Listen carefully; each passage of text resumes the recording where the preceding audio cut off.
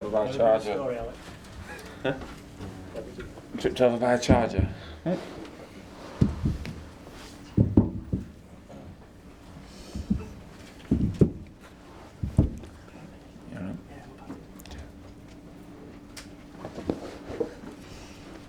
Rory, over to you.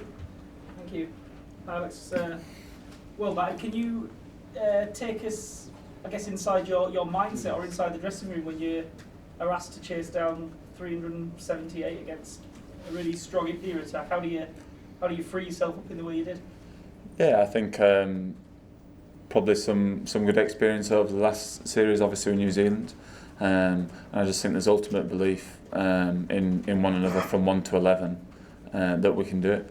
And then on a personal note, obviously my role on a run chase is to put some pressure on the Indian bowlers, and obviously me and Zach had a solid day. We'd obviously like to make more runs, of course, but I just think we need to really put the bowlers under pressure, particularly when you're chasing a target like that.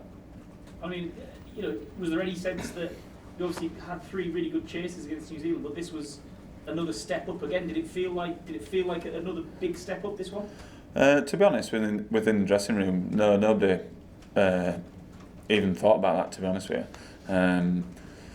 We think, like I say, it's a pretty good wicket. I think there's a tiny little bit of variable bounce, but nothing it should really cause any issues. And then I think as a unit, like I say, we've got our batters are getting runs, they're confident, it's quite a good outfield. And I think we just obviously want to take the game to the opposition. Have you told Joe he needs to finish the job after barbecuing you?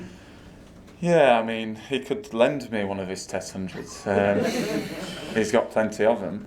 But no, I mean, I saw him briefly when he came off the field, and you're obviously gutted. I think on a personal level, obviously being run out two innings now is obviously quite hard to take, but the pleasing thing for me is that we're in an amazing position as a team, and I've run out people in my career. It's a horrible feeling, and it's nothing that you obviously mean to do.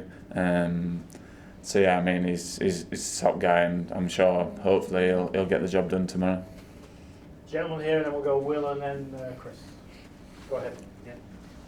So Alex, when the target was 378, what was the entire mood between you and Zach, and then the entire dressing room, because the target was huge.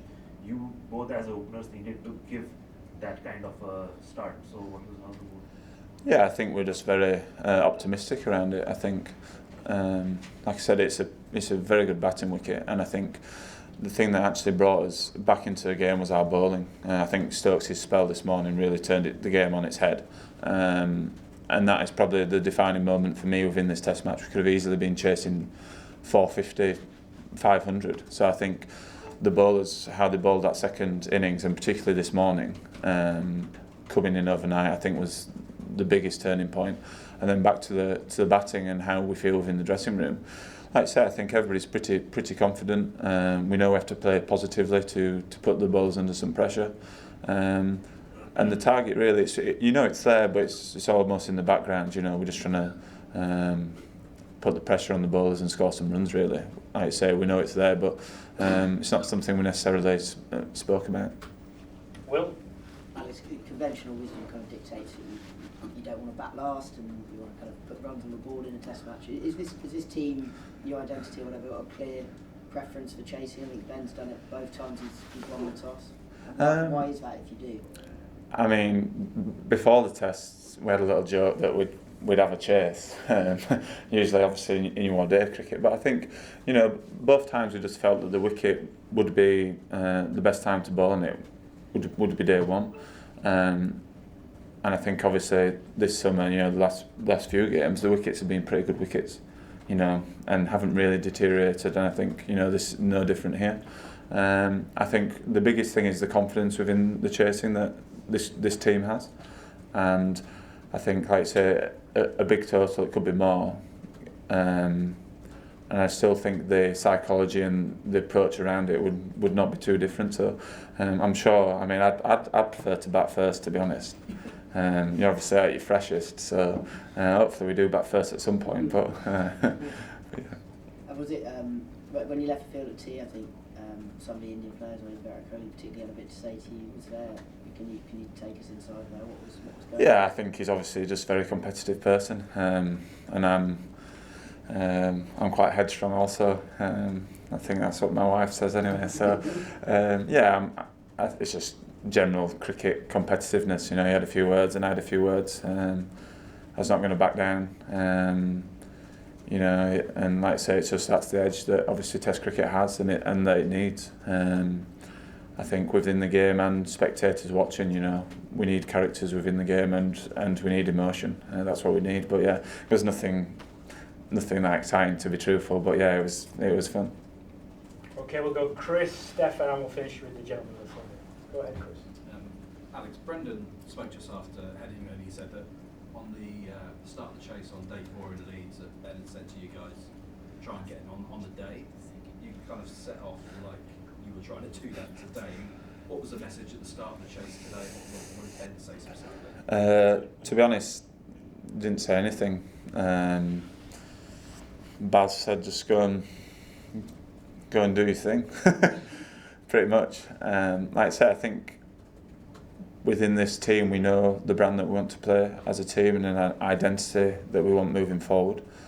And so on a personal level, I just wanted to be positive, but there was no specific, there's no specific message as such this test. I mean, I wouldn't have put it past Ben to say something like that again, which would have been pretty ludicrous. But you know that is obviously how his mind works. But no, yeah, it was just go and express yourself. You know, we all know what we need to do within this team and the roles that we obviously have.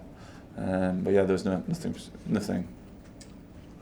India fairly dominated the first 3 days of the game, and considering obviously England dominated the 4th day, kind of reputation Indian bowling attack has and what they did in last year, do you think the game is still open?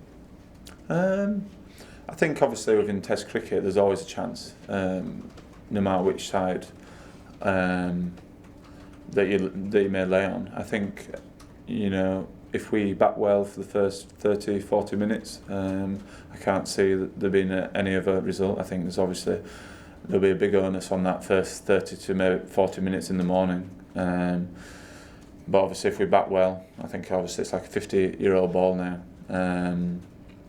I think, you know, we should be in a pretty strong position to get over the line. Is there any talk of Chennai 2008 test match where India chased an impossible target in 4th innings? No, not at all. I mean, I obviously wasn't around, so yeah, no, nothing at all, to be honest. Okay, thank you. Thank you. Cheers, Alex. Good lad, mate. Well done. See you tomorrow, everyone. See you then. Thank you.